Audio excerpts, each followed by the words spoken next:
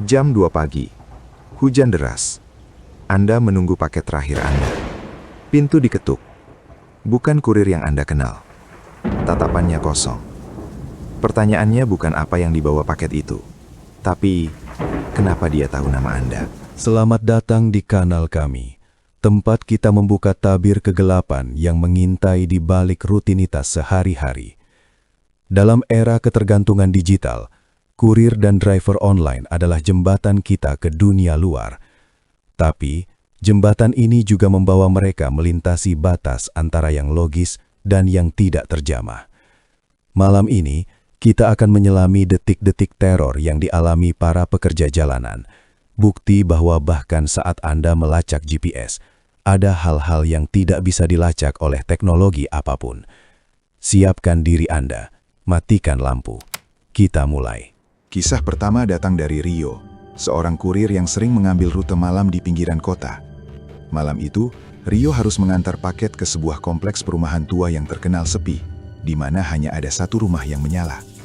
Saat ia sampai, Rio melihat rumah itu benar-benar terisolasi, dikelilingi pagar kawat berduri yang tinggi. GPS menunjuk tepat ke pintu gerbang, tapi gerbang itu sudah berkarat dan terkunci dari dalam. Rio membunyikan klakson, lalu memanggil nomor di paket. Suara dari seberang telepon sangat pelan, berbisik, "Taruh saja di depan pagar, nanti saya ambil." Rio merasa merinding. Saat ia berbalik untuk pergi, ia tak sengaja menoleh ke jendela lantai 2. Di sana, bukan wajah manusia yang menatapnya, melainkan siluet hitam besar, tingginya hampir memenuhi seluruh bingkai jendela. Siluet itu tidak bergerak, hanya berdiri diam, memantau. Rio yang panik segera tancap gas. Namun saat ia melaju, ia melihat sesuatu di spion. Paket yang baru saja ia taruh di pagar, kini sudah tidak ada. Dan di tempat paket itu diletakkan, ada bekas cakaran pajang di tanah, seperti sesuatu yang sangat besar telah merangkak keluar dari balik pagar.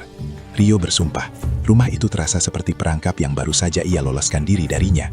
Yang paling mengerikan, pagi harinya, ia menerima notifikasi bahwa paket tersebut telah diterima dan diberi rating bintang 5, dengan ulasan bertuliskan satu kata, "Cepat." Dia tidak pernah lagi mau mengambil rute ke kompleks itu. Pindah ke pengalaman transportasi online. Mira, seorang driver wanita, menerima pesanan di tengah malam dari sebuah alamat yang tidak jelas, hanya ditandai sebagai belakang pasar lama. Penumpangnya, seorang wanita muda yang tampak pucat dengan rambut panjang menutupi wajahnya, langsung masuk ke kursi belakang tanpa menyapa. Begitu perjalanan dimulai, GPS Mira mulai berulah. Setiap kali Mira mencapai titik belok yang seharusnya, penumpangnya akan berbisik, "Bukan yang ini, ambil jalan yang lebih sunyi."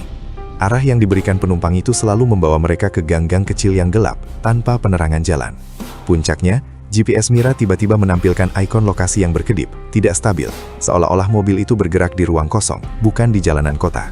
Mira mulai panik. Ia mencoba berbicara dengan penumpang, menanyakan tujuannya lagi, tapi penumpang itu hanya menunjuk ke depan dengan jari kuku yang panjang dan kotor. Terus saja, sebentar lagi sampai. Tiba-tiba, Mira merasakan bau melati yang sangat kuat, dingin, menusuk. Ia memberanikan diri melihat ke kaca spion, dan yang dilihatnya membuat jantungnya hampir berhenti. Mata penumpang itu tidak menatapnya, melainkan menatap lurus ke atas, ke atap mobil, dan air mata hitam mengalir dari matanya yang merah. Mobil Mira menabrak sesuatu, dan ia sadar ia sudah berada di pinggir jurang, jauh dari jalan raya. Saat ia menoleh ke belakang, kursi penumpang kosong, dan bau melati itu menghilang. Ponselnya berbunyi. Perjalanan selesai. Terima kasih telah mengantar. Rating 1 bintang. Tidak ada nama, hanya ID akun yang sudah dihapus. Kisah ini terjadi di gudang sortir logistik. Budi, petugas malam, bertugas memilah paket yang akan didistribusikan ulang. Suatu malam, sebuah kotak kecil, tanpa label pengirim yang jelas, terus muncul kembali di ban berjalan, tidak peduli berapa kali Budi memindahkannya ke tumpukan paket bermasalah. Kotak itu terasa dingin saat disentuh, bahkan di dalam ruangan ber-AC. Karena curiga, Budi memutuskan untuk membukanya di bawah lampu sorot gudang. Kotak itu dilapisi lilin hitam yang keras. Setelah bersusah payah membukanya, yang Budi temukan di dalamnya bukanlah barang berharga, melainkan segumpal rambut basah, beberapa tulang kecil yang tidak teridentifikasi, dan selembar foto lama yang sangat buram. Tiba-tiba, lampu gudang mati total. Budi mendengar suara desisan pelan dari arah tumpukan paket yang menjulang tinggi, diikuti oleh langkah kaki yang sangat berat, seolah-olah seseorang menyeret sesuatu. Dalam kegelapan total, Budi menggunakan senter ponselnya dan menyinari paket yang terbuka di depannya. Gumpalan rambut basah di dalamnya terlihat bergerak pelan, seperti bernafas. Budi menjerit dan lari keluar gudang. Saat bantuan datang, kotak itu sudah tertutup rapat kembali, dan kembali ke ban berjalan seolah tidak pernah dibuka. Anehnya, foto yang dilihat Budi sebelumnya kini tergantung di dinding gudang, meski ia tidak ingat meletakkannya di sana. Foto itu kini lebih jelas. Itu adalah foto Budi sendiri, diambil saat ia masih anak-anak, dengan wajah yang dicoret-coret menggunakan tinta merah. Bayangkan ini, Anda memesan ojek online, dan data yang muncul di layar, nama, foto, plat nomor, semuanya akurat. Tapi ketika motor itu tiba, ada yang salah secara fundamental. Ini dialami oleh Risa.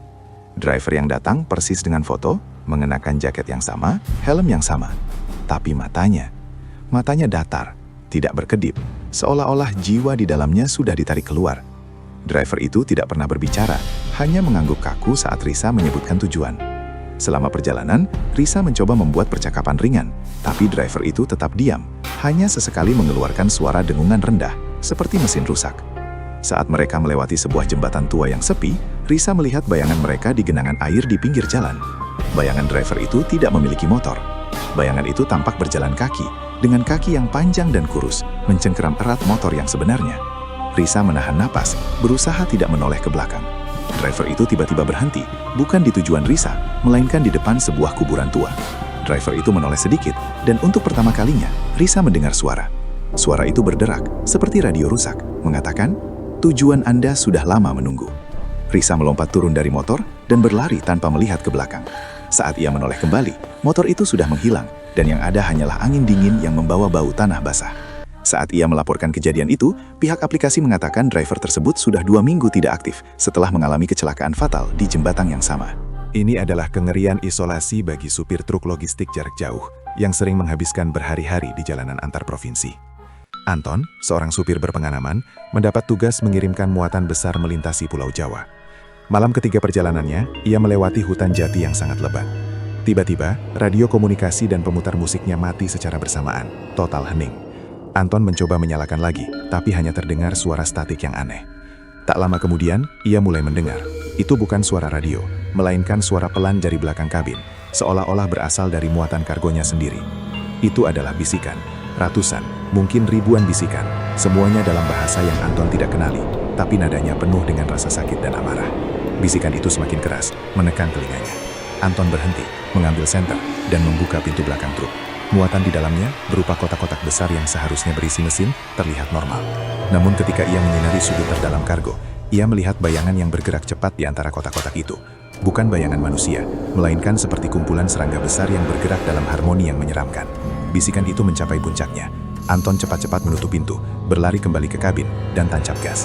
Ia baru berhenti saat subuh di pom bensin yang ramai. Ketika ia memeriksa kargo lagi di pagi hari, tidak ada apa-apa, hanya kotak-kotak biasa. Tapi di salah satu kotak, tertulis dengan darah kering, "Dia menunggumu di tujuan." Saat ia sampai di tujuan, gudang penerima sudah kosong, dan muatan itu tidak pernah tercatat di sistem perusahaan. Digital footprint seringkali lebih abadi daripada yang kita duga. Beberapa driver dan kurir mulai berbagi kisah aneh di forum komunitas mereka. Mereka menerima rating dan ulasan bintang 5 dari pelanggan yang mereka kenal, karena pelanggan itu baru saja meninggal dunia. Rizal, seorang driver taksi online, baru saja menyelesaikan orderan seorang kakek yang ramah, yang membayar tunai dan berjanji akan memberi ulasan baik.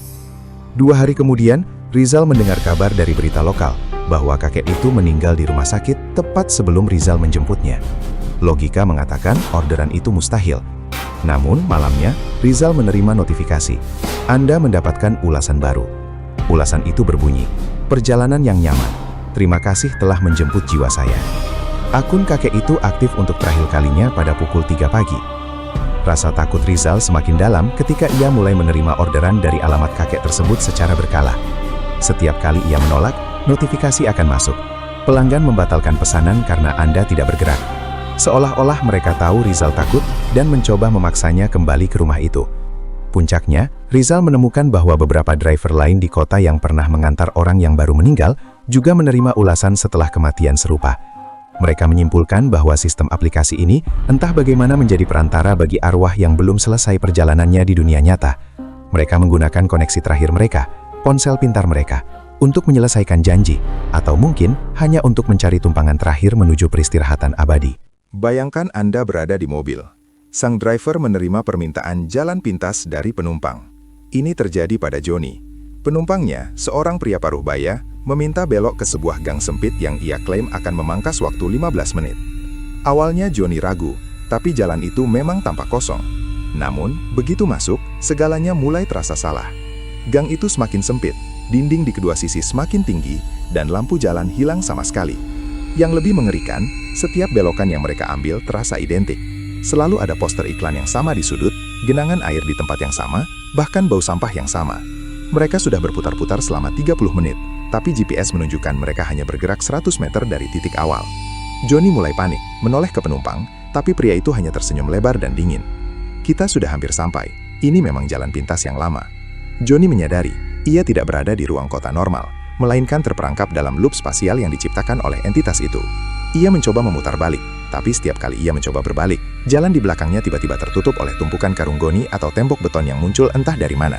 Saat ia menabrak tembok itu, mobil berguncang hebat, dan penumpang itu tertawa keras, tawa yang tidak wajar, bergema di gang sempit itu.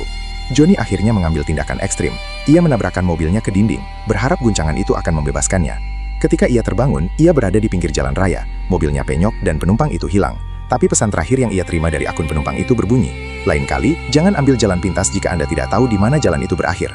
Kisah ini terjadi di ruang kontrol utama perusahaan kurir besar. Tugas operator, seperti Lisa, adalah memantau ratusan feed kamera dashcam dan bodycam kurir secara real-time. Pada dasarnya, mereka adalah mata perusahaan yang memastikan keamanan. Tapi kadang, mereka melihat hal yang seharusnya tidak dilihat. Suatu dini hari, Lisa memantau feed dari kurir bernama Dito yang sedang mengantar paket ke daerah pegunungan terpencil. Di layar, Dito tiba-tiba menghentikan motornya, menatap ke arah hutan yang gelap. Ia tidak bergerak selama hampir 3 menit. Lisa mencoba menghubungi Dito, tapi tidak ada jawaban, hanya desah angin kencang melalui mikrofon. Kemudian Dito menjerit. Jeritan itu memilukan, penuh ketakutan murni. Lisa melihat di layar, Dito menoleh ke belakang, dan visualnya menunjukkan ia sedang menatap ke atas, ke langit, seolah-olah sesuatu yang besar sedang turun. Tangan Dito terangkat ke atas seolah melindungi diri, dan kamera bodycam-nya menangkap bayangan hitam besar yang melintasi lensa, sebelum feed video terputus total. Lisa melaporkan segera, dan tim pencari dikirim. Mereka menemukan motor Dito ditinggalkan di tepi jalan, tapi paketnya hilang, dan Dito tidak pernah ditemukan. Yang paling aneh, saat mereka menganalisis frame terakhir dari rekaman Dito, mereka menemukan bahwa bayangan yang dilihat Lisa bukanlah bayangan awan atau burung. Itu adalah bentuk tubuh manusia yang menggantung terbalik, tepat di atas kepala Dito, dengan mata merah menyala. Operator lain melaporkan bahwa terkadang di malam hari, mereka mendengar jeritan Dito samar-samar melalui saluran radio yang mati. Kita telah melalui 9 kisah yang menunjukkan betapa rentannya kita saat mengandalkan teknologi yang seolah-olah aman ini. Kurir dan driver bukan hanya pahlawan logistik, tapi juga saksi bisu, bahkan korban, dari misteri yang tersembunyi. Horor ini mengajarkan kita satu hal, di balik setiap notifikasi, driver sudah tiba, atau paket sudah dikirim, ada lapisan realitas lain yang menanti untuk terekspos. Ini adalah harga dari konektivitas 24 jam. Kita meminta layanan sampai ke ujung dunia, dan kadang dunia membalas dengan membawa sesuatu yang tidak kita minta kembali. Entitas-entitas ini menemukan kendaraan baru, media baru, untuk menjangkau kita, melalui GPS, melalui review digital, atau bahkan melalui paket yang seharusnya kosong. Keamanan terbaik bukanlah memegang kunci, tapi mengetahui apa yang harus dihindari. Jangan pernah meminta pengemudi untuk mengambil jalan pintas yang tidak dikenal. Selalu verifikasi identitas fisik, bahkan jika data digitalnya cocok. Dan yang terpenting, jika Anda merasa ada yang salah, jika atmosfer mobil atau kurir terasa terlalu dingin atau terlalu diam, segera batalkan. Keselamatan Anda lebih penting daripada paket atau waktu tempuh. Kisah-kisah ini adalah peringatan bahwa jalanan tidak pernah tidur, dan beberapa penumpang dan paket tidak pernah benar-benar sampai di tujuan mereka. Dari bisikan di kargo hingga pengemudi tanpa jiwa, malam ini kita telah membuka kotak Pandora digital yang penuh kengerian modern. Semoga kisah-kisah ini membuat Anda lebih waspada di perjalanan atau saat menerima paket berikutnya. Ingat, kegelapan tidak hanya ada di hutan, tapi juga di belakang layar ponsel Anda. Jika Anda berani menghadapi teror ini bersama kami, jangan lupa like dan subscribe. Aktifkan notifikasi agar Anda tidak pernah melewatkan pembaruan kisah seram kami lainnya. Terima kasih sudah menonton, dan semoga perjalanan Anda selalu aman.